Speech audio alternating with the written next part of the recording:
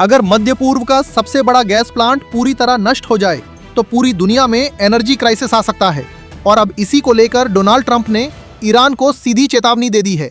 नमस्कार दोस्तों, middle east में चल रही ईरान इजराइल कॉन्फ्लिक्ट अब एक नए और खतरनाक मोड़ पर पहुंच गई है। हाल ही में एक बड़ा हमला हुआ कतर के रास लफान इंडस्ट्रियल सिटी पर, जो दुनिया के सबसे बड़े LNG एक्सपोर्ट हब्स में से एक है। इसके बाद अमेरिका राष्ट्रपति डोनाल्ड ट्रंप ने कहा कि अगर फिर से कतर के एनर्जी इंफ्रास्ट्रक्चर पर हमला हुआ तो इजराइल ईरान के साउथ पार्स गैस फील्ड को पूरी तरह नष्ट कर सकता है।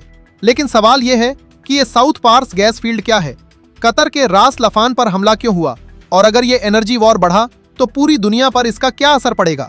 आज इस वीडियो में हम पूरी कहानी विस्तार से समझेंगे। सबसे पहले समझते हैं कि यह कॉन्फ्लिक्ट शुरू कैसे हुआ। मिडिल ईस्ट में पहले से ही तनाव था ईरान और इजराइल के बीच। दोनों देशों के बीच कई सालों से प्रॉक्सी कॉन्फ्लिक्ट्स चल रहे थे, लेकिन हाल के महीनों में सिचुएशन और ज्यादा डेंजरस हो गई जब इजराइल ने ईरानियन टारगेट्स पर स्ट्राइक्स शुरू की। ईरान ने मिसाइल अटैक्स से जवाब दिया और धीरे धीरे ये कॉन्फ्लिक्ट पूरे रीजन में फैलने लगा। अब बात करते हैं उस घटना की जिसने पूरी दुनिया का ध्यान खींच लिया। ईरान के मिसाइल अटैक के कारण डैमेज हुआ रस लफान इंडस्ट्रियल सिटी में। यह कतर का सबसे बड़ा LNG एक्सपोर्ट हब है। ये फैसिलिटी इतनी इंपॉर्टेंट है कि दुनिया के LNG एक्सपोर्ट्स का बड़ा हिस्सा यहां से जाता है। एशिया और यूरोप के कई देशों को गैस सप्लाई होती है।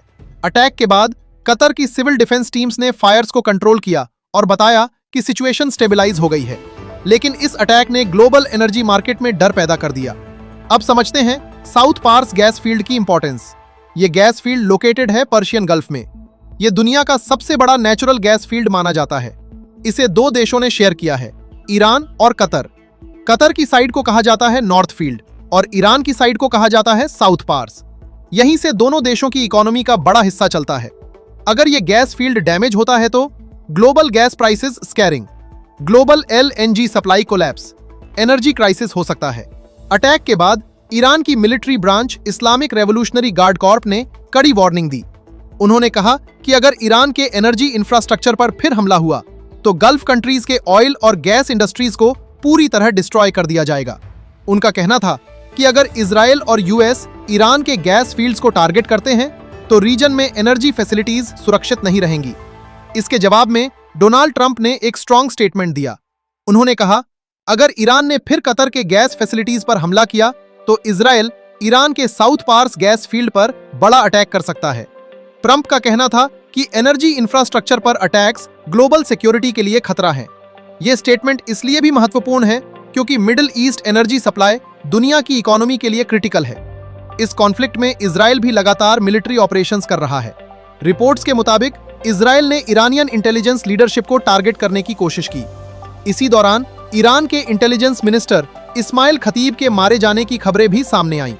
हालांकि ईरान ने रिवेंज लेने की चेतावनी दी है। अब सवाल आता है कि अगर यह कॉन्फ्लिक्ट बढ़ता है तो ग्लोबल इंपैक्ट क्या होगा। सबसे बड़ा खतरा है एनर्जी सप्लाई। मिडिल ईस्ट दुनिया का सबसे इंपॉर्टेंट एनर्जी रीजन है। यहां से crude oil, natural gas, LNG पूरी दुनिया में जाता है।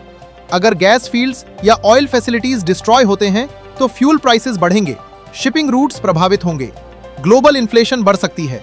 एनर्जी क्राइसिस का सबसे बड़ा कारण बन सकता है straight of Hormuz.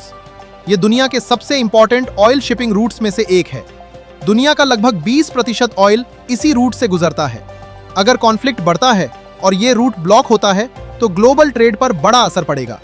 Gulf countries जैसे Qatar, United Arab Emirates, Saudi Arabia इस कॉन्फ्लिक्ट से बेहद चिंतित है क्योंकि इनकी इकोनॉमी एनर्जी एक्सपोर्ट्स पर डिपेंडेंट है।